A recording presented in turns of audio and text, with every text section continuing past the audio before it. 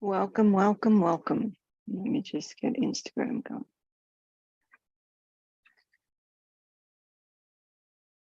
Welcome. So if you're on Facebook, I'm just putting the Zoom link in if you'd like to join me on Zoom. And if not, you can just put your comments, your questions in the chat. So interesting. So got a new setup this morning. I'm not due to come on until Wednesday or Tuesday for students, but I just wanted to pop in and basically share some information with you and maybe give you a precursor to what we're going to do on Wednesday, or what we may go into, and what you might like to know a little about. So say good day if you are watching so I can see you. Got Rhombus Healing Arts up here. I can see someone there. G'day, how you doing? So I'm having a cup of tea and I thought I'd have a cup of tea with you. So g'day, Instagram, Zoom, YouTube, all the platforms, wherever you may be. Good morning, good evening, good afternoon on this planet. I don't know where you're watching from. I'm in Hawaii. So if I do give you times, which I will, it'll be in Hawaiian Standard Time. So you can do the conversions. So I'm here. Why am I here? I have so much coming in. You know that in some traditions, it is the end of the year right now. It's the end of the year. So some of you will wait till December into January for the end of the year. But what if it was the end of the year now? For some people it is, right? For some people it is. You know, we have the Chinese New Year at different times. We have Rosh Hashanah at different times, which is now. And we have our, Christmas or New Year, or what else do we have? What other traditions? I was listening to my dear soul brother this morning who has a Sufi background, but he was telling his story around how he was born in Pakistan and then it became Bangladesh and all of that, and how he was brought up in a Christian school, but he's Muslim. And, like, I have people around me in every tradition, and I welcome you all. I am you all. We are into the world. All right, so why am I here? Numerous reasons. I want to, let me just check that no one's come in on the Zoom. I want to share some insights that I was talking, every day this happens. I'm discussing with a loved one, either the transmission that's coming in or an insight, or how I'm seeing things in that moment. And often it overlays, it always overlays multiple ways of understanding. And yesterday was interesting in how I was describing it. I actually have the drawing that I drew for him yesterday. And I thought that I'd go through some of it with you. The reason why is it important? Why is anything I say important? Well, in some ways, maybe it isn't, if you're not interested in living, and you're not interested in how you die, right? If you're not interested in love and you don't feel that you have anything to do with fear, then I love you and be on your way. But love and fear is our existence. Love and fear is our existence. Everything that I speak about, I experience, I am, I do, I be, I do, I are, right? I am that I am. Oh, and that's, that brings in other connotations. However, it's conscious evolution. Conscious evolution is my academy. It's my way of life. It's what I speak about. It's what I teach about. It's what I'm not a healer. I don't identify as a healer. I'm a mystic, and I facilitate you, the energies, for your health and vitality. Healing may take place, miracles happen, right? It's where you're at and what you're open to receive, right? What you're open to give and receive, what you're open to holding on to or letting go of. Love and fear, love and fear, love and fear. Polarity. Everything in this existence is polarized. There's a polarity.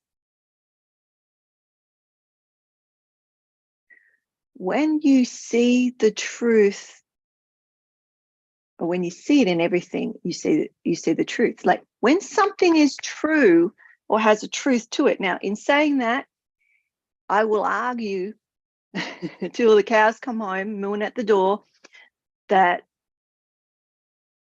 there is truth in everything. I will argue that. Why? Because everything is both. Where there is truth, there is untruth or mistruth or lie or whatever you want to language, communicate that to somebody. So when I talk about, so I'm going to start here, and I may lose you. Stay open to the discussion. Like let's have a discussion. Like let's delve and have some fun in unpacking.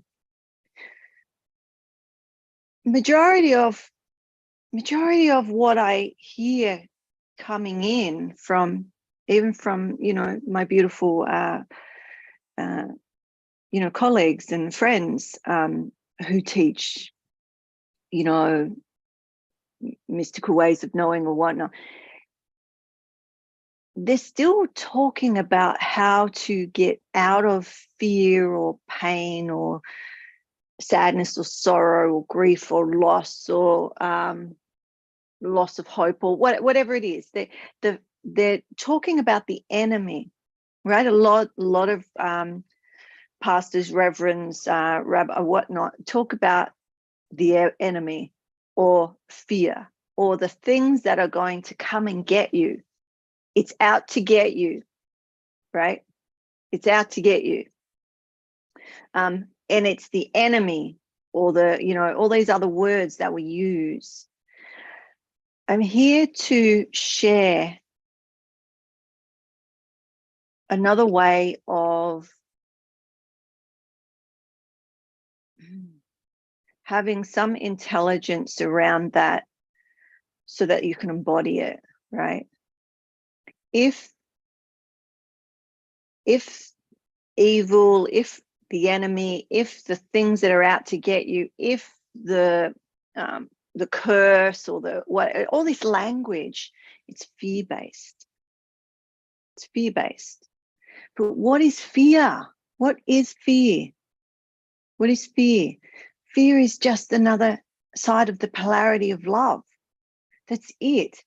Fear in itself, love in itself, just is. There's no actionable. It's not actualized. It's not actionable. It's not being actioned. Which brings me to something else. We'll see if we go there today or on Wednesday. So I'm going to go deeper into this on Wednesday.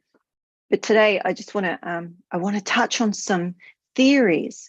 So yes, my background, I'm an academic, anthropologist, trauma therapist. I'm a metaphysical minister, advanced energy practitioner, you name it, right? I've got lots of stuff in my background. It's not who I am. It's not who I am.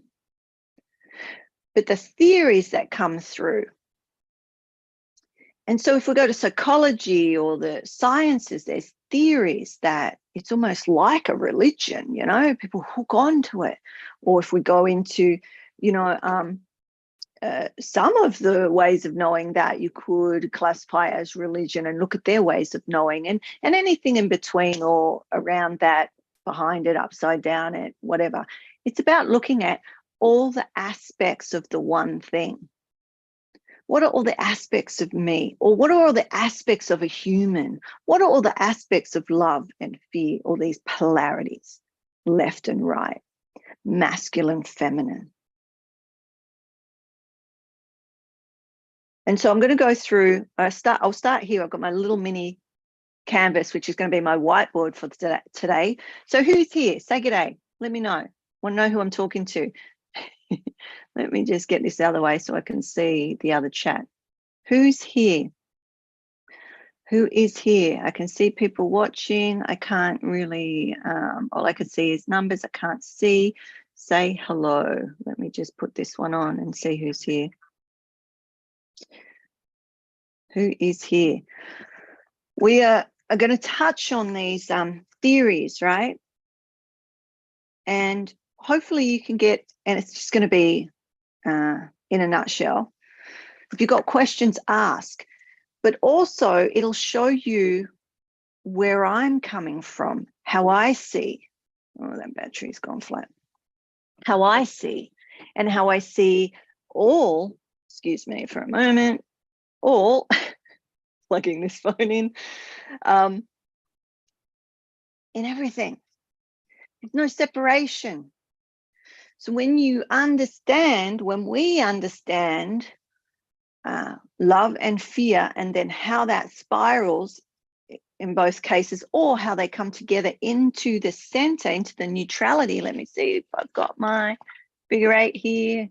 It is here somewhere in my pile of stuff. Here it is, a figure 8, my infinity, the infinite, and how we can go from love to fear, from fear to love. But where is this cross, right? And in science, right? When what were the scientists? Crick and what's his name? That found the DNA originally, the double helix. But in the X-ray originally, and this isn't what I was going to tell you, it's just popped in. Here's another theory to add to the ones I'm going to tell you, right? In the X-ray of that science, of that looking for the DNA, right? The strands, they found this cross. And you can go Google it. I'm not making this up. They found the cross, right? And this crossover point. So what's coming in now is how I see. So when I see the gates, when I see energetics, what I call the gateways, they are particular geometry. And it took me a while to understand, because I'm looking down geometry. Just say there's geometry in here. I'm looking down it, like through the tunnel. But if you looked at it from another perspective, it might be, whoops, there you go, Instagram, sorry. You see the reflection of my window. Right, it's the same thing. So it's like life.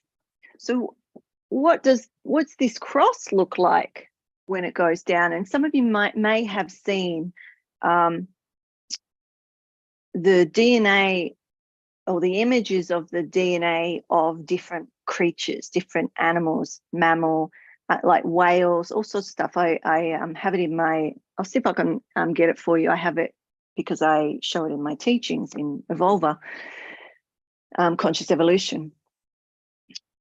When you look down it like this, it looks like a, what do they call them? It looks like there's like all this beautiful geometry, right?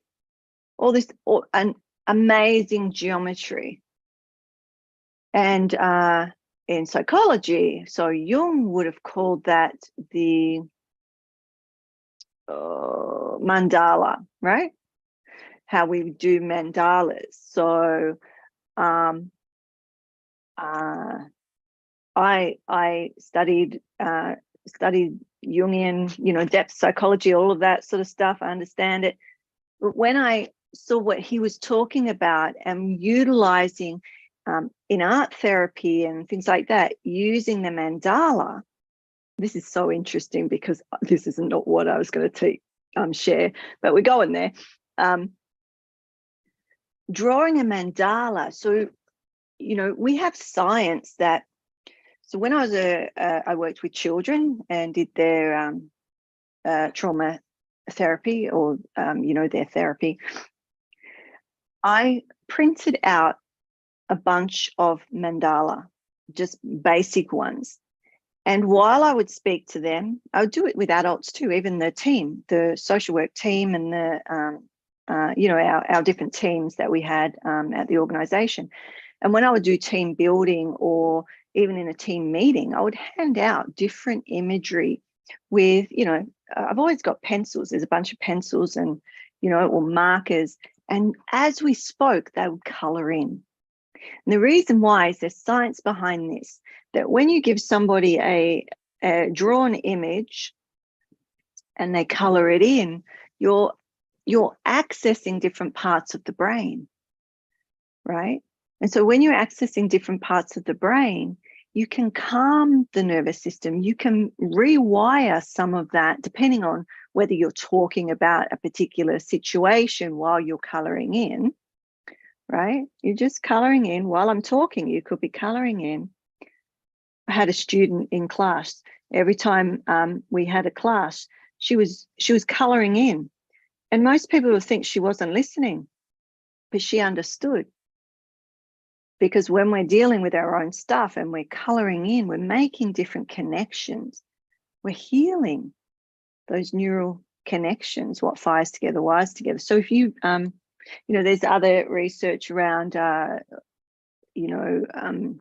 Shiloh, a dear friend of mine and creativity teacher, way back in the days, like 20 odd years ago, she made these color-in books that had all these imagery of women dancing, do all sorts of stuff, wearing cowboy hats and, veils, all sorts of different women, large women, small women, short, tall. And they started to use them in an institution for women, right? And their mental health stabilized through coloring in.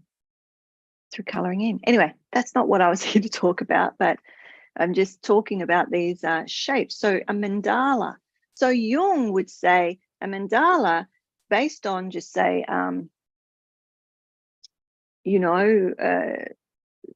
so you can look at someone's picture and work out what's going on for them. So sometimes we would say, draw a mandala, or in sand play or sand tray therapy, we would get people to, give them a sand tray, like a container full of sand, and all these different objects, or toys, like miniatures. And they would place the miniatures around the tray. And it's a reference to their subconscious, right? And so then you would talk about it or get them to draw or there's all sorts of ways of working. But my point here is that the center, like this is the pattern. It's like looking down. Now, I don't know if Jung connected the DNA or the aspect of the our DNA to the mandala, and that being a representation of the self, right? I don't know that, but I am. So if someone knows, let me know. And then when we look at that, there's all these different shapes. Now, for instance, some of you might know that our core, our central core, right, has all these.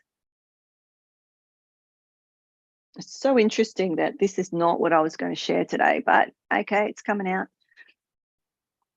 This is our central core, right? And you'll hear me talk about like different aspects of that core, and when it's not supported, or it's through trauma, this fine axis that goes through the body will either go to the right or the left, and depending on where that axis, that fine spirit line goes, gives you particular symptoms. And those particular symptoms, so this is at the chest of the human, right? So just say there's the head. We'll give you some eyes, nose, mouth, some hair, right? And the legs, just so you have reference, right? Here's the arms. So at the chest, so at the heart center, where is that going off to the right or the left? This happens with trauma. This happens with trauma, okay? It can happen, well, I was going to say it can happen for other reasons, but, you know, it's all stress, shock, trauma, and it will pull you one way or the other. And when I was younger, I used to see these as like my elbow would come out to the right or the left, like an extra arm to stabilize the central core, to stabilize the self, to stabilize the human, right? Is this interesting? Is anyone interested in this? And maybe on the replay, let me know. So when I'm working with somebody, I'm looking at all of this and so much more, and I'll get into the core theories in a minute, but this is what's coming out. So it's usually dependent on who's watching. You know, the transmission, the information comes out depending on who's watching. So what I want to show up and talk about often changes because of the energy exchange at the time, right? This is really simple to align, right? So ultimately, this is mental health. This is an aspect of mental health. And it depends how severe that is, whether, or how chronic that is, whether, how long that stays. Because it's in my direct experience, everybody can be aligned, right? How long that holds, and usually when it's chronic and severe, from my experience over, you know, 20 odd years, is that it'll last around 3 days. And then I just go in and you know, I was going to say talk to the energies, because I talk to the energy. I have a relationship with those energies, and I see what's going on. I realign it, and then it'll usually go for about 9 days. It just depends on what's going on, and we can find out what's going on via these energies and others. Let me move on, because I'm not teaching you to be a practitioner. I'm just giving you an idea. Now, this central core, which is the you know, these circles, each layer is referenced to something else. But when we're going through our evolutionary journey as a human, as a species, right? Some of my students, if you're watching, this will be relevant. I don't think I've taught you a majority of this stuff, but you'll have a fine connection. So people will say, everybody's connected. Well, yes, to a point. But if that central channel, right, you might have a tiny little, or even thinner than that, tiny little connection, like a straw. And some of you that have worked, it might be the radius of my cup, which is quite fat. For some of you that are, you know, meditators, long-term meditators, or medicine men and women or whatnot, it's a pillar of light, right? It's a pillar of light, because these are activated and working together. right? And so when you're hit with a shock or something that destabilizes you, it literally is a destabilization. It's a perfect word for it, because this is the central core that goes straight through the center of you, of me, of us. When you get hit, that's why I use that language I do. When you get hit from any direction of that circumference, right, you wobble. Those of you that have you may have been hit constantly as you're growing up, as you're developing, you may not even come back up. You may feel like this, and then another thing comes, or you have death after death after death, or trauma after trauma after trauma, and you don't have time to get back up. Not you physically. This is your core energetics. Okay. And so these parts of you that I just showed you, these elbows, it's like you're trying to hold yourself up energetically. And it's near impossible, because you don't have the ability to come back all the time, or do you understand?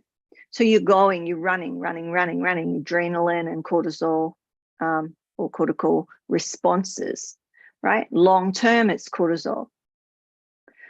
And then eventually it depletes. You need your cortisol to bring the adrenal response back to homeostasis as much as it can, right, in the system.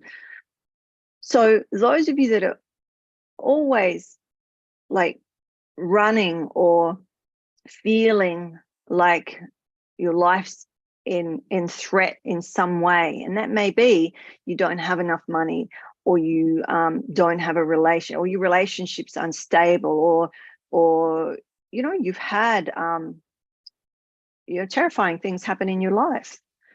You've been your family was not safe, those sorts of things, right? It layers, it impacts, and you may find that it's not about having too much cortisol, which a lot of you generally may have a lot of cortisol. And that's just because you have the stress response, and it's trying to bring that down. And that's perfectly in how I see it in most people. That's the general stress response, right? When the cortisol starts to deplete, because it's been on, that response has been on for so long. And if you do get a reprieve, it's only a minor one. And you live in that fear. And so I guess some would say that's that post-traumatic stress or those sorts of things. And there's studies on that as well, right? One in particular, just off the top of my head, when they were testing everybody's cortisol when they went into the the medical institution, right? And everybody who they admitted had high cortisol, right? And when people were released, they had lowered their cortisol response, right? They had leveled out. The ones that didn't had this, depletion. And those ones, and this is just in a nutshell, so just bear with me, and those ones were diagnosed with post-traumatic stress. So I'm not saying that everybody who has a depletion in cortisol has post-traumatic stress, but in certain studies and what I've seen, that's generally the case. Okay, so why is that important? All right, let me see where we're going to go. So these energetics, right? These are higher energetics. They're to do with your connection to the self and beyond you, and they also relate to how the light or the spark or the fire right? Your fire for life, how that's dimmed. Or another way of looking at it could be how that's trying to exit the body, because the body doesn't feel safe. So it's trying to exit, it's trying to go home. A lot of people will come to me and say they don't feel like they want to be here, or I have parents contacting me, their children are talking about suicide or not wanting to be here, or they've attempted, and these sorts of things. And this is the energetics that I see in these people, but also others. It doesn't have to be that extreme, but I'm just giving you extremes so you know, it's like, you know, okay, this isn't just feeling a little unhappy. This is for really chronic conditions, and are terrifying to the people around them, right? So knowing that, having some hope that, you know, there is something can be done to support you or your loved one. Okay, so that's that one. Let me link it into the theories that I wanted to talk about. Okay, and you just pop in if there's any questions or whatnot in there. I can't see who's watching on that. So if you're on Spirit Whisper or one of the others, make a comment and I'll it should come up on the restream. So these are just like little pieces, but I want you to know, I want you to understand that a mystic. So let me go here. So when I say I'm a mystic, like I'm not making it up, right? There are mystical experiences. I'm mystically inclined. A lot of people who are drawn to me are mystically inclined, and there's ways to understand that I'm not going to go deeply into today. But I'm going to say this: the mystic will go deeper into the information. The mystic will look at all the aspects, right? The mystic truth, the seed that is within everything, right? And so no matter whether I'm working with you from a spiritual crisis, a physical crisis, an energy crisis, right? Psychological crisis, emotional crisis, however you want to language it, it looks at, it overlays it all. And so this was what I'll rub this out now, but this is what was coming up yesterday when I was discussing something with a loved one. So this is my makeshift whiteboard because the whiteboard's way over there and heavy. So I'm going to touch on, actually, I'm left-handed, so I have to come over here so Instagram can see. Well, I'm actually ambidextrous, so I could do right, I guess. So I've touched on over the weeks where there are different levels of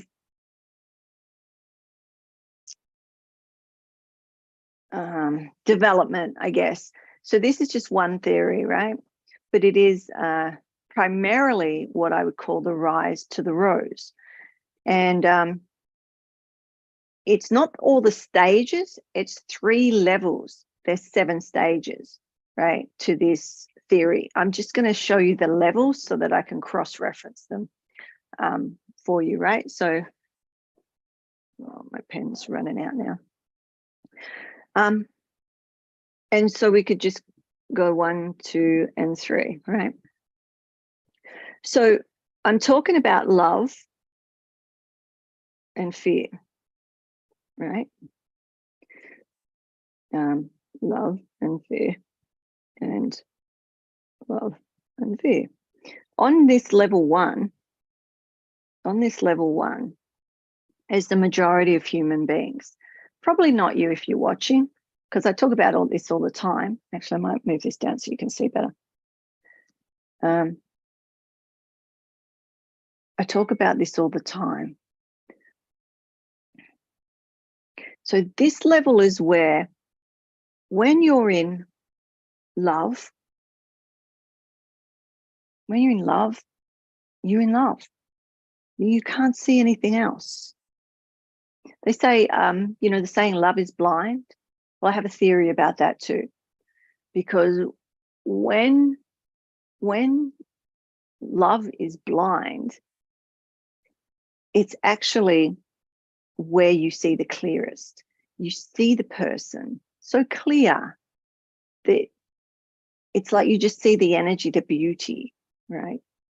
And then when reality starts to, your relative reality, so the lenses that you see the world through, which are conditioned and which are from your beliefs and your conditioning growing up, right? So you're in that state where actually, when you're in true love, like purity of love, it's not actually accessed down here. You can't access it down here. It's what people call love here is not love. It's a conditioned love, but it's not purity of love, right? When you have that access and your heart expands, right, you're able to see clearer. So it is actually here. But anyway, that's a little bit of another theory. So when you're in general love, you can't see fear. And when you're in fear, you can't see love. Now, let me correct something. So we have love and we have fear, right? In themselves, they are no thing. In themselves, there's nothing to report. In themselves, they just are. Do you understand? If you don't understand that, you won't get any of it. Love is love. Fear is fear. That's it. One side and the other of the polarity. That's it. What we're talking about when we're talking about fear and why we repel from it, it's very rarely you'll lean into it. I teach to lean into it. And I'll show you why in a moment. But it's not that we're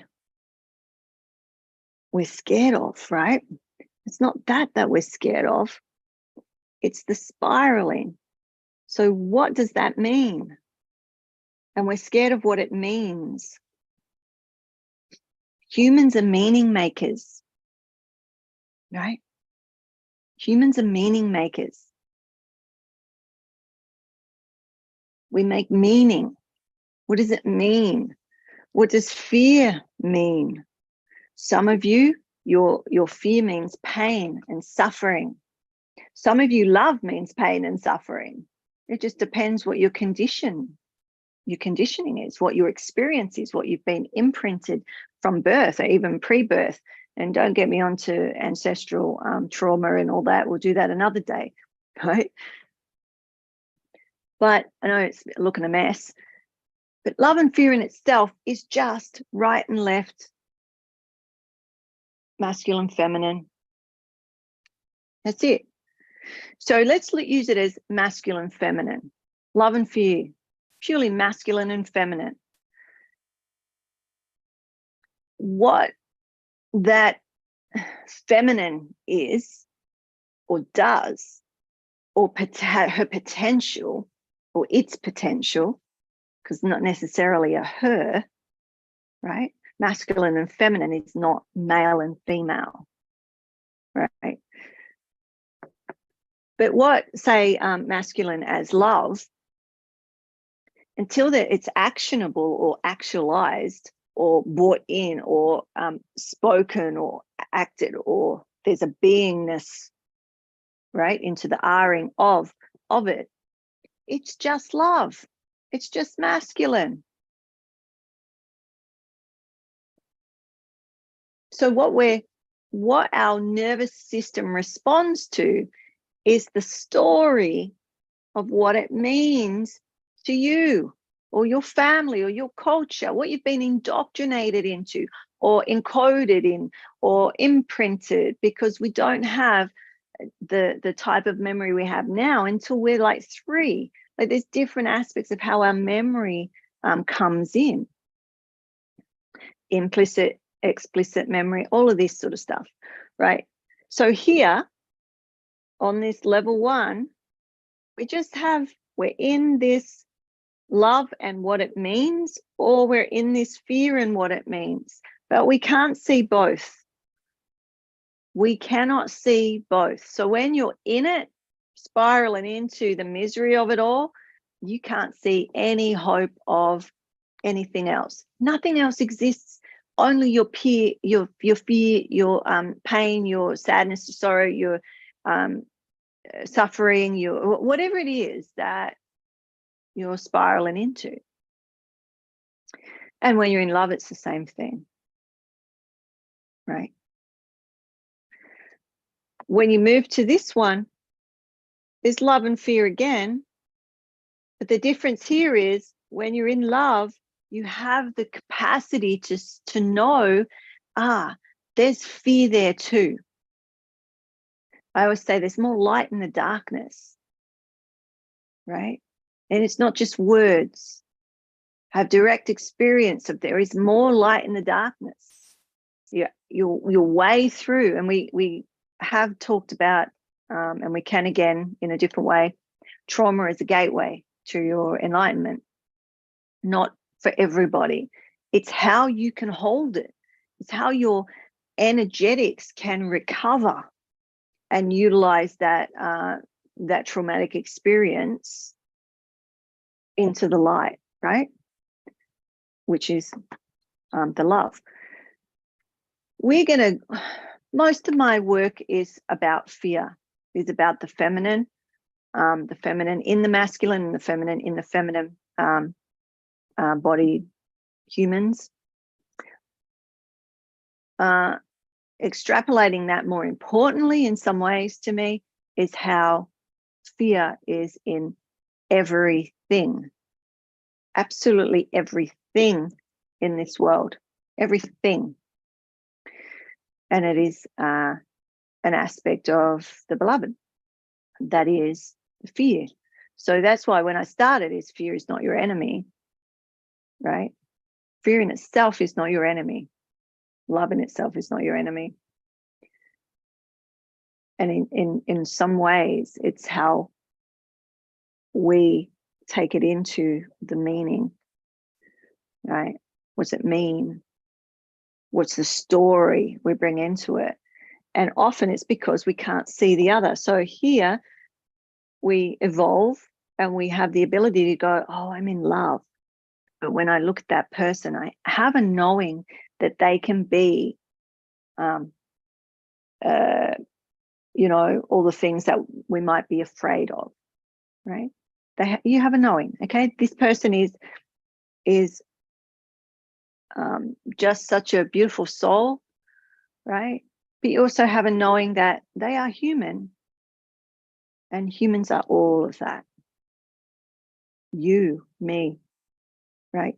We all are all of it, right? And when you're in fear, you know, or when you're in that, you're spiraling into the fear, because fear itself is no, there's no charge on that. When your nervous system starts to, you know, go into this nervous system response and adrenaline's pumping, and you might start acting a certain way. You might get sweaty, you might get jittery, you might feel anxious. Your system starts to do things that are out of your control, seemingly, right? And therefore you might need to regulate the system, right? Which is a lot of the work we do is in trauma work, regulating and to embody your life rather than be outside watching it all the time. Now, if you're outside watching, there is a stage, and this is more up here, where you become the watcher, the witness, the observer, and it's very grounded. It's not what I'm talking about here. So in a nutshell, you just know, okay, well, there's love, there's fear, where there's fear, there's love. It's like the yin yang. It's like the yin yang, right? Symbol, you know, that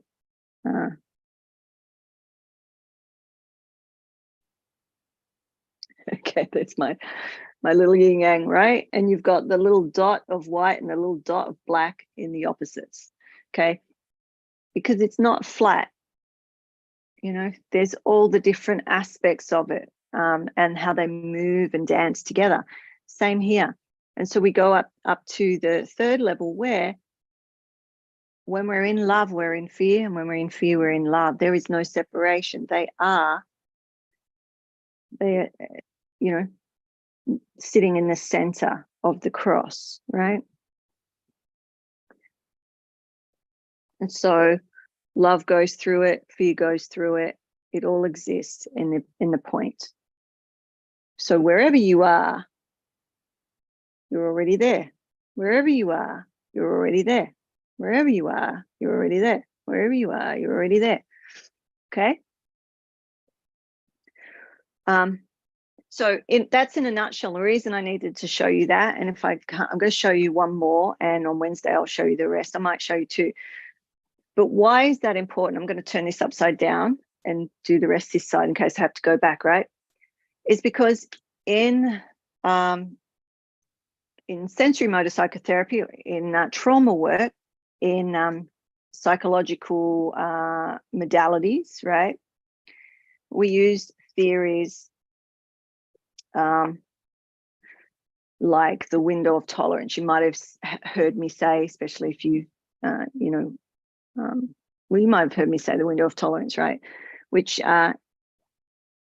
let's just say this is the window of tolerance, right? Can you see that in there? That's the window of tolerance. For someone who might be traumatized or had trauma in their life, multiple, or has problems regulating, that could be for any reason. Most of it goes back to stress, shock, and trauma for me. That's how I see, right? Because of our nervous system is so magnificent. We have an energetic nervous system. We have a physiological nervous system. Some of you might have a window of tolerance that's a little wider. What's a window of tolerance? It's basically saying when you experience something, the stressor comes into the field, how your nervous system manages or decodes that or takes in the data, and then your physiology goes into its way of knowing. You can go up or you can go down, or you can go both, right? So going up is hyper aroused and going down is hypo aroused. And again, like I said, if you didn't watch it earlier, you can go back and watch replay. There's I've rubbed it out now. There's that energy line, right, that goes through the body, through the central core of the human. And depending on whether that particular stressor, trauma, shock, takes you out to the left or the right, will depend on what symptoms, how it shows up in your world. It could be depression, it could be sexual dysfunctions, it could be headaches, migraines, it could be like you think of all of it, and there's lists of stuff. And if you're interested, I can give you, actually, I'll put the link in, because there is a site to the alignment, this particular alignment, where I list a lot of the things. But there's also the personality traits. So this is energetically, but because I have a psych background, we have the personality traits as well. And you've heard me talk about personality traits are what we, we might go, oh, there's 4 there in that cluster, and that cluster of 4 personality traits is this disorder or this whatever you want to call it, right? I don't get into that, because I just am purely looking at what's going on physiologically and energetically, right? I'm not labeling it necessarily. If you want the information, I can give it to you. But in a nutshell, right, that's what we're looking at. So I digress. So the information comes in, you might go, so your nervous system might go up into, oh, I've got to punch, kick, run, or bite. They're the main ones. If you're more, hypoaroused and it goes into a different part of the nervous system and you drop, it could be into the freeze, the feign death is a little bit different, the surrender type thing, right? There's no right or wrong to any of it. It's nervous system response. End of story. You can't think it. You can't make it go to one or the other until you've got some mastery over your regulation. We call it regulating the nervous system. What does regulation mean? Some people, I was talking to Eric about this because he teaches it as integration. He'll say, no, he says acknowledge. And I'll say to him, because I challenge everything for meaning. The meaning. What do you mean? What's the meaning making? When you speak, what do you mean? And how does the person who's hearing you, like all of you, how are you interpreting what I'm saying? Right? Because for a lot of you, I come from another culture to start with, and how I was brought up was different. My language, the way I use the same English, but I'm Australian English, not American English, and not British English or South African English or any of the other Englishes, right? We have different meaning. So anyway, that's why if you've ever got a question, like, there's no stupid questions for me, right? There's no stupid questions. It's what the meaning. So when something happens, it's the meaning we make and how we bring it in. So something happens, we look at it. Is it love or fear? What does it link to and make the meaning? And that's the story that then spirals this off even more, like into the love, the fear of fear, or the fear of love. Okay, so we've got hyper-aroused and hypo-aroused, or up and down. And a lot of the people that I've worked with, they would be bouncing through those at different times. Now, what is back to the window of tolerance? So I made a lovely mess there. The window of tolerance is, just say your window is this thin. And so when information comes in, it's like within moments. So the children I used to work with, their parents or their foster parents or their teachers would say, because I'd say, okay, what happened before and what happened after? Nothing happened before. They just went from 0 to 100. No one goes from 0 to 100. This is language. It's not true. It feels like they go from 0 to 100 because you don't know what to look for. Not necessarily you, but people aren't trained. I'm trained, right? We look for micro movements. We look for what's happening in the nervous system before it's actually actioned in a way that majority of humans can see it. So that's what we're looking for. Okay, what's happening in your physiology, in your body? What do you feel like to yourself? And when you start learning that, you can see and know, okay, something happened, and it could have just, you've heard a noise and you start to feel it in your body, or your hands start to get clammy, or your eye starts to twitch, or your mouth, or like something, micro movements, they're called micro movements. Or you see your face gets a bit more wrinkly because, there's a response in your nervous system. Okay, so hold that. So for those of you that may have a 0 to 100, it's not true. It's just that it's so subtle that it's not identified. We can identify those subtle movements because we're overlaying the energetics with this, right? This is the physiology of the nervous system, or an aspect. So that window is pretty shallow, right? Yeah, it's only there to there. It's like, right, like, a bird flies past and you go and have a response, and then you actually the other day. So who of you like balloons and having balloons around you? And when a balloon pops, some of you will have a traumatic response, like a stress response, and not necessarily traumatic response. They'll have a stress response. You pop a balloon around a veteran, not all of them, a lot.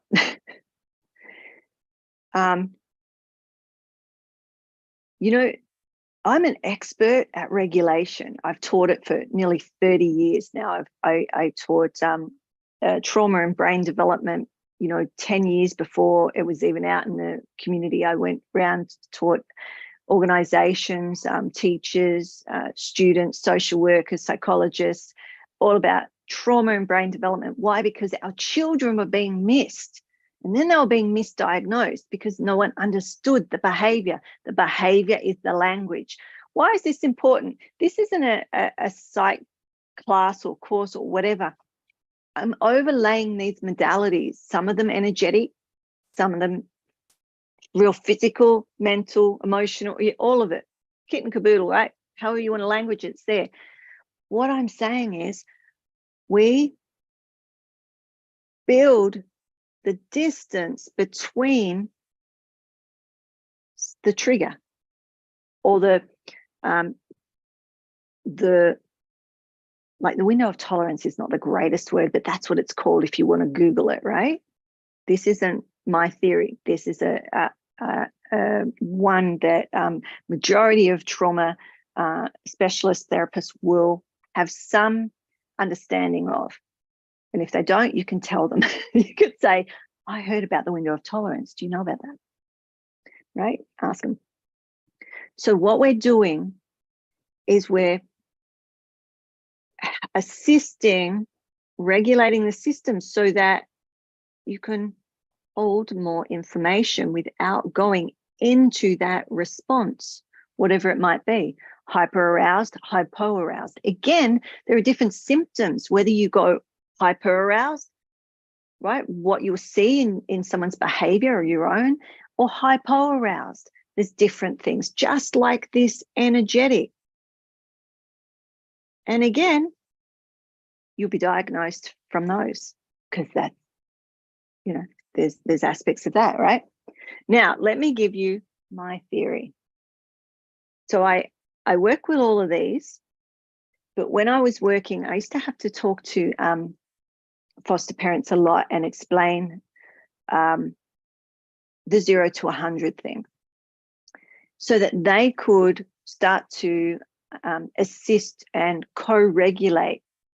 So a lot of these children weren't parented in a way that helped them or taught them how to regulate their nervous system, regulate this response, how to calm and soothe themselves. So we self-soothe, and as adults, we can support children through co-regulating, and that might be through, there's all sorts of, it could be play, song, music, movement, different. So I don't want to say touch to a lot of you, because some countries you're not allowed to touch children if you're a teacher or whatnot. When I taught in schools, these kids needed sometimes to be touched to regulate them, not straight up. You could use other things. So we would use things like some children that went up, they needed heavy, it's called like heavy sort of movement. So the teacher might say, I'll pick up the, can you go to the office and pick up some of the paper, right? Those big wads of paper. Go to the principal and ask for 2 packets of this printer paper, right? So it's heavy for a little kid. And then they bring it back. So there's movement and there's sort of some density happening there. Or you could say, could you help me move these chairs? It's lifting something a little bit heavy, right? Heavy movement. These sorts of things. There's a bunch of them. I won't go into them, but it's regulating the nervous system through movement. It might be, different kids that I worked with, I knew intimately. So it was like, because I worked in specialized foster care, which was, you know, basically the children no one wanted because their behavior, they couldn't manage the behavior. So once we understood the behavior, we could then start to work with what's going on for that child, and they could start to be co-regulated and then self-regulate, so that then the teachers could be informed of how to manage particular behaviors, or not manage, but identify and let, you know, the children almost like prompt them, right? So it's not bringing all this awareness to them and embarrassing them or whatever, but there's certain things that we know can regulate for adults and for children. So anyway, it's not talking therapies, because some of these kids, I remember there's a place called, I won't name it just in case, but there was a place in Perth that you go when your children aren't sleeping, or they're having, you know, infants, newborns, infants. And every now and then a child, an infant would be referred to me. So we're talking like, you know, 1, 2, 3 months old, right? The reason that's important, like the sleep, there's numerous reasons, but especially in foster care, out of home care, is that if there's no attachment and bonding and attunement, and there won't be very little, because they're not the primary caregiver. They become the primary caregiver, but they have to build that attachment. Now, energetically, those infants are still connected to their biological parent energetically, right? So what's going on in their world, and I touched on this the other day, what's going on in their biological parent, aka the mother. I know, yes, to fathers out there, but in this particular case, the energetics of the mother, what's happening for the mother is happening for the child, even at a distance. And I know that might push some of your, I want to say beliefs. I'm not here to break your beliefs. I'm here to add to them. I'm here to give you other ways of looking at something that you already know. And you could say, okay, well, how does this fit what I'm already doing, or how I already am? It's not that there's, right? It's not that you're wrong. I'm saying there's truth in everything. And that's why I'm showing you all these models, because they're all saying the same thing. For me, they're all saying the same thing because of how I see love and fear in everything, how I see that truth in everything. I can show you it in everything. So this is my model. This is what I used to teach the parents. So I'd say this is your general, and it's also how I teach trance and mediumship to a degree, right? If you've trained with me, you'll notice the language. I'll say your general state of consciousness. So your everyday state of consciousness, general, right? Generally, we're generalizing here. When somebody goes into anger, for instance, anger is the best one just for this reference. This is anger. Can you all see that? Sorry, Instagram, keep moving it. Maybe I should sit over here a bit more. So we've got anger.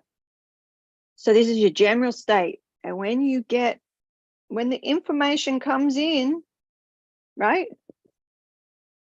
Where's your window of tolerance, how thin it is or how wide it is? You can keep widening it. This is your conscious evolution. This is your development as a human being. It's not some woo-woo thing. It's like, you know, it's our evolution as the human, our human species, from Homo sapien sapien to Homo luminous, Homo spiritus. It's our evolution, okay? Our nervous system hasn't evolved to deal with this lifestyle, you know, technologies and whatnot. I mean, that's, just threw my pen away. That's a whole nother system. I'm going to use the blue one now. Okay, so you'll see this overlap here. Hopefully, can you see that? Maybe I need to make it bigger. And that's what we do. We're literally making that overlap bigger. So it's a similar thing to the window of tolerance, right? Because parents would ask me, they would see me playing with the children. And sometimes, because a lot of them were boys, young men, who weren't able to go to school because they were too violent. Right? It's just they could not regulate. So what did I say? Punching, kicking, biting, running, needing to break something or pull something, like their muscles need to be involved. So sensory motor psychotherapy is around activating the system, the muscular system, and all our system, but pushing, pulling, where is that charge in the body, and assisting it to release. So the behavior is telling you something, right? Behavior is telling you something. They pick up a chair to throw it through the window or whatever, right? Heavy lifting. We can do all of this in a more appropriate way in a classroom or in a home or wherever, whatever, or in your workplace if it's for you.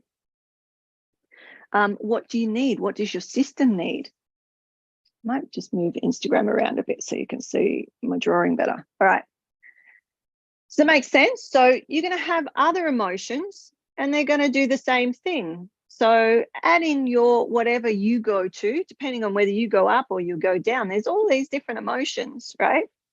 And they're going to be in there.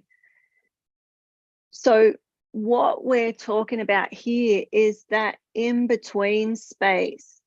And you'll hear me as, mystically inclined, the in-between space, the space between the spaces, right? Growing, building the connection, the integration of that emotion into the general state. So you're not going from general state to this anger that when you come back into your general state, you've got no comprehension. You know how, they say that blind anger, or you might have behaved in a particular way or said something or were aroused and your behavior was out of sorts for you, and later on you're like, I can't believe I said that or I did that or whatever. That's what's happening. You can't believe it because you're no longer in your general state. You're going off into these other ones, right? And the connection between the two is so fine. And so what we do, and specifically what I do, what I do, is build that connection until, let's just do it again, until this is your general state and it's got anger and all the different emotions integrated, because you have all of them. All of us do. We have the potential to do unspeakable things in our anger or our sadness or whatever else, and we could go on, well, all the different, right? Our fear, our, whatever it is. So on that, I'll do one more and then I'll finish. I'm not sure if there's any questions. Hey, Lisa. I'm going to touch on this. I'll go deeper into it maybe on Wednesday, or who knows, I might turn up and talk about something completely different on Wednesday, because this isn't my teaching day. Wednesday is, but I felt inclined. And it's probably because energetically, we're coming into, well, we've been in the end times, but this is for a lot of people on the planet, the end of the year, right? Or the head. So you want to say the end or the beginning. All right, so this bit, this is a whole nother way, right? We've got love, then we've got fear, and they just are. They just are. When I say spiral, so this is what I was drawing yesterday for somebody, and I thought this might be helpful. So do you know what a genogram is? Or like a family tree? So anthropology and social work, we call them genograms. which is basically, you could write out, this is your, this is you, this is your partner, or this is your mum and this is your dad, and you know, this is their kids, right? You and your brother, maybe your sister or whatever. Anyway, you get the idea, and it goes on and on and on. So it's your genealogy. But there's particular ways of drawing it for a genogram. So let's just say genealogy. What's the genealogy of fear? If we were to use that, that theory, overlay that theory onto love and fear, right? So we have, we could say, the masculine and the feminine. Well, what are the emotions that come off the masculine and the feminine, right? And it goes on and on. You know what I mean? And if I had more room, I could keep going. And energetically, we can test all of this, right? You know, that's more the what's happening for you, where that is in your ancestral trauma. On your dad's side, on your mum's side, it usually doesn't go more than 5 generations back, but occasionally it can, right? So we're just scanning, you know, asking, when I say asking the energy, you know, you see, feel, sense, know, and have a relationship with the energy, and it will tell you where. So it might be here, and it started here, and it wants to come back up and clear all this lineage, right? It wants you to know what's going on. And so that's that. In love and fear, each one of these is a frequency. It's a frequency. So each emotion has a frequency. And there's charts you can Google for that. I'm not going to go into it right now because I don't want to be here all day, but right? So when we're talking about love and fear, so fear encompasses all of these different stories or ways of knowing, how you articulate it. You could say, oh, I'm not in fear, or I'm not in feminine. I'm not in masculine. Well, what feminine and masculine? Because some of you may follow light feminine, dark feminine, you know, all the little intricacies of the tone of the feminine or the masculine, right? And we can go into that another day if you're interested. But here we're just talking about love and fear, love and fear. And I'm saying this today because I'm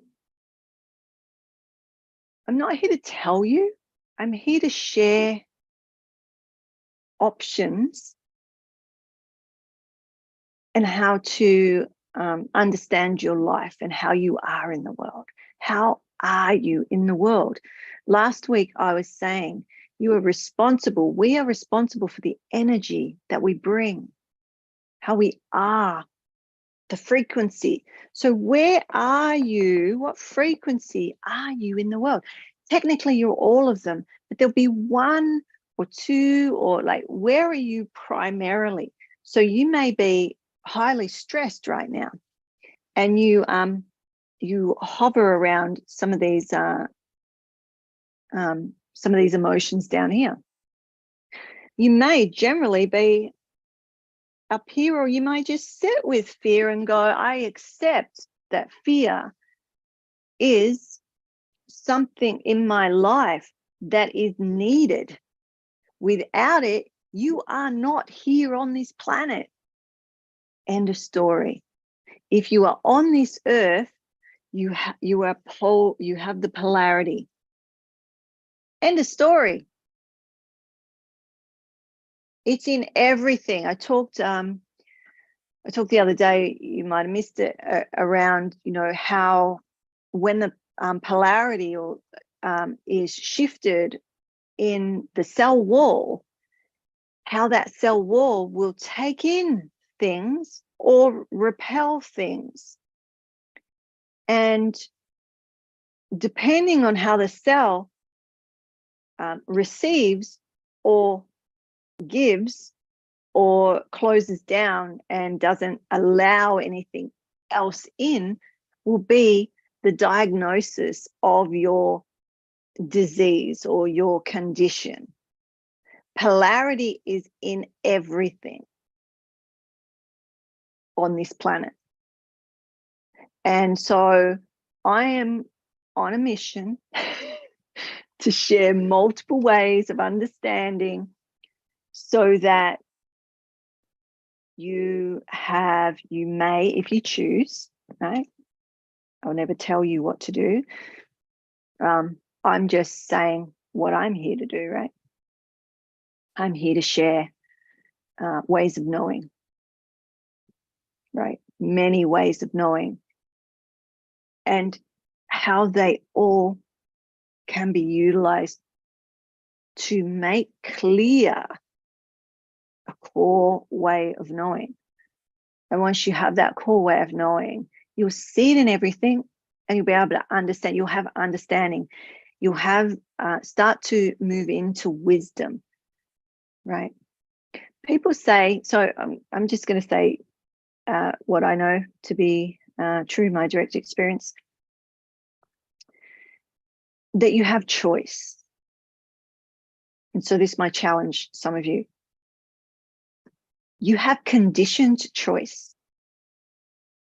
Majority of you. I don't know all of you that are here, so it makes it a little bit from generally, you have conditioned choice, right? You have conditioned love. It's not this love. There's conditions. Unconditioned or purity of unconditional love is the center of that crossover point, the center of the DNA, the center of your central core. It's where everything exists at that point. Positive, negative, masculine, feminine, love, fear, or love, hate, whatever you want to call it. The reason I'm calling it fear is because in the more advanced teachings, it's around masculine and feminine and the mystic understanding of how they are in the world. So the masculine and feminine aspects in the world of the beloved, right? And fear is seen as, the Shekinah or Shakti or Kali Ma, right? The destroyer and the birther. The one, the fire devouring fire. The fire devouring fire is fear. Without so I'm going to say this and then I'm going to go, because we'll probably talk about this on Wednesday because it's key. And those of you that are in Psi, we'll talk about it tomorrow. We'll go deep and do some practices around this. That energy is in the world and it is within everything in the world. So therefore, why don't you know her? Why you don't know her, or some of you may not know her, I won't assume that you don't, is because we don't invite her in. And there's a lot of reasons. Some of you have told me over the months, the reason that we haven't invited that in, that divine presence in, is because whatever conditioning we've had in the past has told us that it's dangerous. And when we look at the fire devouring fire, there's an aspect of truth to that, right? An aspect of truth to that. When we invite in with our purity of an intimate relationship, we're not grasping. So I was telling somebody this yesterday too, so I'll tell you. We're not grasping. It's like, so I'm aware that this could trigger or offend some of you, and so be it. It's love and fear. It's just as it is. So, I mean, we're going into a whole nother teaching here, but let me just touch on it. So when at the beginning. So the beginning created the beloved. So some of you know I'm learning biblical Hebrew and medieval, like the old Hebrew, not contemporary Hebrew, and looking at the ancient teachings, some ancient teachings in that, and how it can be interpreted, right? So with the beginning, or in the beginning, God was created. So in Genesis, you might read that differently in the English, right? So let that sit. But now I'm going to go into what I was about to say. So that's a whole contemplation in itself, right? With the beginning, God was created. Didn't God create everything? Right? What? What's she talking about? Okay, just sit with it. And come back Wednesday morning and 9:30 Hawaiian time, which is a little bit earlier than we started today. And ask questions. We can go into it. So if we are forced, this is the true free will that the beloved created, right? That the beloved created by coming into the world. So in the beginning, the beloved was created and then was retracted. Why? Because if we look at, so some of you you're all different traditions, religions and whatnot. And so I love that. So I'd love to hear your take on how this fits with, your ancient texts and whatnot.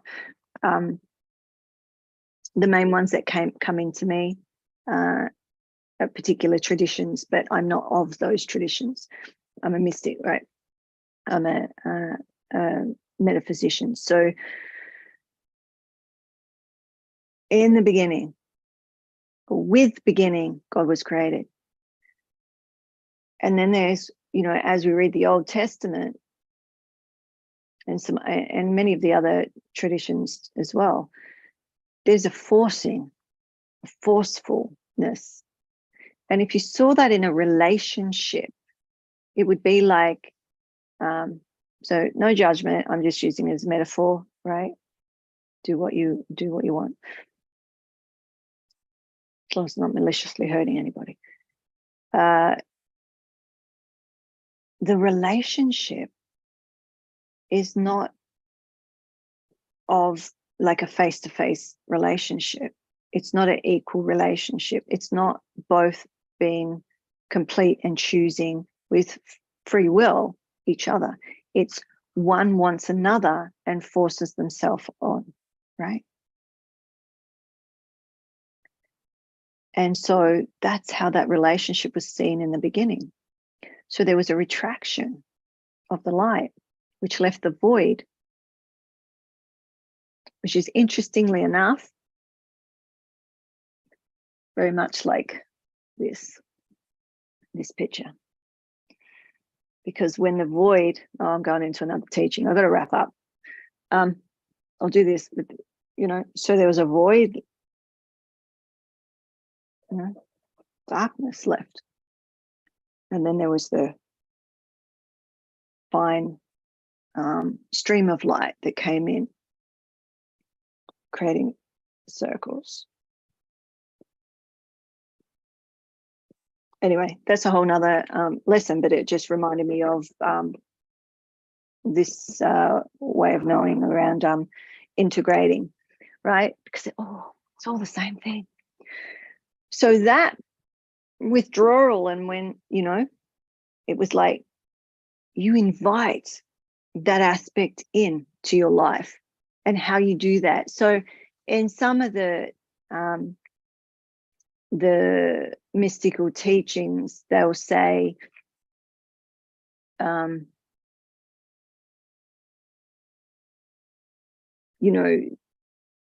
God or the beloved or the Shekinah or the, Shakti, Kalima, whatnot, is around you, is everywhere, but it's not actualized.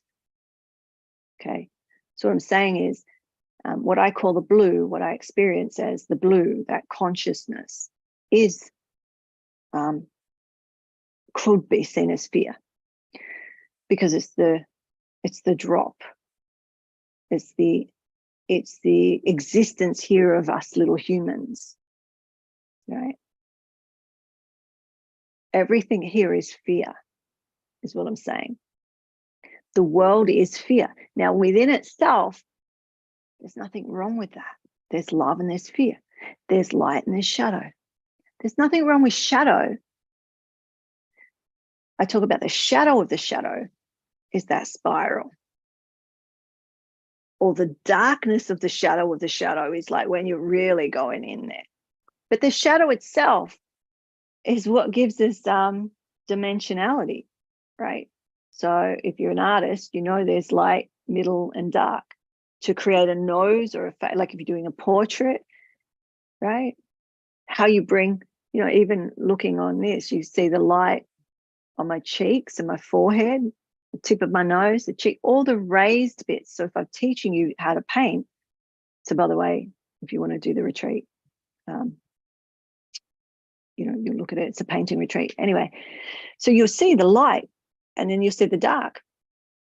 What makes my nose appear like it does is the darkness, right? In around the eyes, the darkness.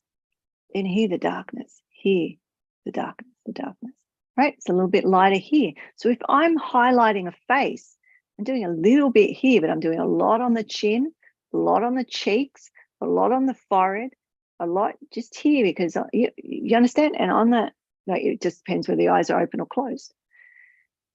The high places, the low places are dark. They're dark, but then there's the shadow of the dark. So if you see under my neck, right, or under my hair, there's the dark, and then there's the shadow of the dark. And we could go on and so forth, right? This is the fear. The fear of fear is the shadow of the dark, right? And so if you're into, I know I'll talk about that on Wednesday, right? So it's like the dark alone is just giving us the polarity for dimensionality, right? The fear, she needs matter. We are her fuel. The matter is her fuel, right? To be able to reach the light. Soul to spirit, soul to spirit. It's a journey, soul to spirit. It's an awesome journey. Anyway, that's conscious evolution. So so she gives us, or it gives us, or it gives us, right? Or potential, it, or potential gives us the ability to choose. But while we're conditioned by our family, our cultures and whatnot, all we're choosing is what we know, which is still conditioned. It's conditioned on that bubble of information that you know. If you don't know outside of that, how, like, you the will that you have, well, it's a choice. It's not even free will. Like, you can't have free will. And people will argue this with me, and I love a debate, so let's go, right? Until you get to those levels where you're conscious.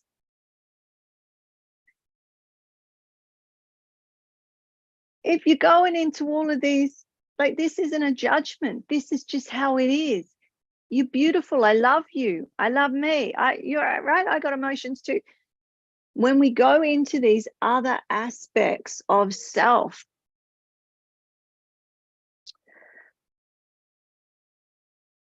we can't contact some of us, right? Because there's no integration. When you integrate all who you are, right? So where's my other picture? Here. Some of you might have missed this. I know it looks like a mess now, but you've got these 3 levels, right? And so it's up here where you have the free will. You're conscious of, you are love and fear. And when you see one, you are the other. And when you see the other, you are the, right? Down here, we have some understanding. So it's integrating all the aspects of the self into the one. And you can go to any of the aspects, but they're within you. You're not leaving your general state of consciousness to go there. You're not leaving who you are. It is who you are. Do you understand? So there's a fragmentation, and you know, some of you may have heard, we used to talk about the fragmented self, pulling yourself back together. You know that saying, pulling yourself back together, right? All the aspects of the self being integrated, whether that's on a psychological level or a spiritual level. So I'll leave it at that. If you're interested in any of that, you know, if you want an alignment, I'll put after we get off, I'll put the link to the page for the alignment, which will just tell you a little bit about that aspect of the energetics. You know, if you or someone you love is struggling with mental health, you want to know how this could help them in particular, contact me. If you have spiritual crisis or you want spiritual directorship, you know, here I am. Turn up on Wednesdays.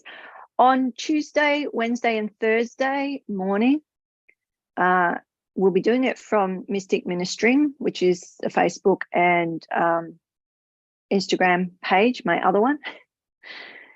I don't use it very much, but we're going to start using that for the Circle in Grace, which I have my team of grace keepers, I'm calling them. And we've been doing this since 2021, where at certain times we'll sit, it's like prayer requests, but the way that I see grace and I work with that is really at that highest level. That's why we call it grace, because grace is an energy medicine. Grace is beyond what we want to happen. It's beyond us. And it's a particular way that we sit, and we're going to do that 3 times a week to start with. I might put some extra times in there, but those people in my team will sit for you. If you have a loved one or a pet, somebody's not doing so well, you want a little extra love for them, you have a pet, or somebody's transitioning, or they've just passed. And if they've just passed or they're transitioning, there's a little extra way of how I assist people to transition. So what you can do is you can go to Mystic Ministering, right? You'll see my hair, you know, you'll see my face. I've got the white headdress on. You'll know it's me. You'll see me there. And look for Circle and Grace, and under that post, it'll be, there's not that many on there. You'll see it, and just put your prayer request or your grace request, or you want an intention for yourself or a loved one, and just put it in there. You can private message me, but I want the team to see. So when they're sitting, they're bringing that intention. What we do is we bring the names into the center, right? And we offer that ocean of love and mercy to the essence of that person. And so it's up to them whether they want to drink from that living water or not. So nothing's forced. It's always with the most respect and in humility that we have this service. If you're struggling, so it might be today you're like, yeah, whatever. One day you might be like, right, just, you know, let us hold you in that grace. We've seen over time many miracles, blow your mind. So this has mainly been private. We would do it on a private messenger group with a Google document and all the rest of it. So many people are in need and maybe can't afford my services, right? This is another way. This is my service back to humanity, or one of them, and the way that our team is in service as well for their conscious evolution, right? So that's there. I'll put the link to that under whatever platform. I'll just put all the links after this, but you'll find them on the pages. What else do I want to say? So Wednesday morning, 9:30 Hawaii time, I'll be back and we can talk about we can go into depth of what we talked about today, or you might have questions, or you might have something completely different you want to talk about. I will be here. And I think that's all. I think we're going to wrap up now. And thank you for tuning in. So I'm usually here every Wednesday morning on all of these platforms. So I hope to see you again. And if you are doing any of the online programs, so there is I'll put the links in after as well. Subliminal Stress, the Invisible Shadow, and Mystic Medicine Woman, the teachings on that as well.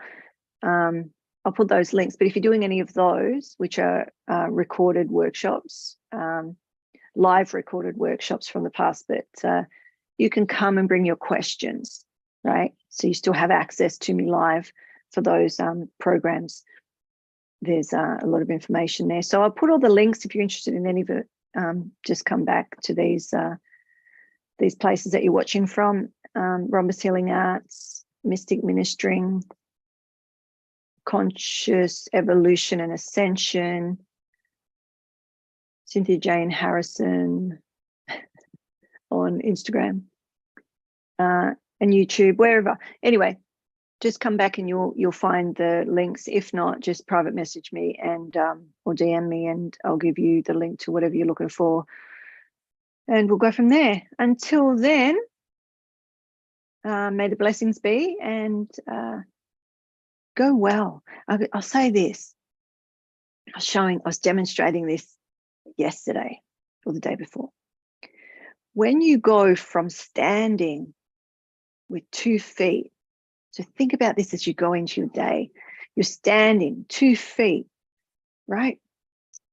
Pre-contemplation of the step forward. And as you lift your foot and are in the process of taking a step, that's the it, E-T, it. That is all possibility, all potential. When you're in that moment of the space between the space, so that space from one stage, posture, to take a step, you have to lose balance.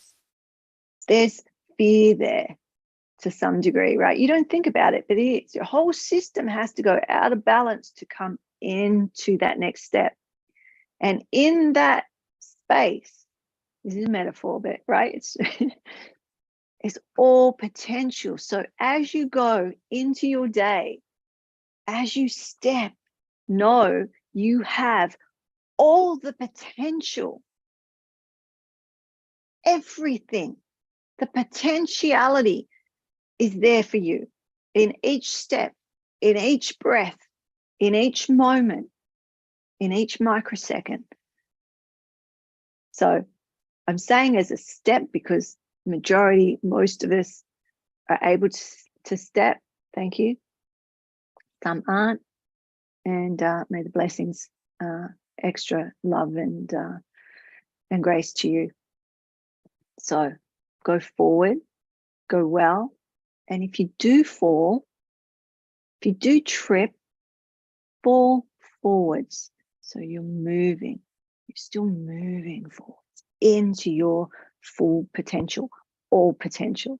Okay. May the blessings be. Much love.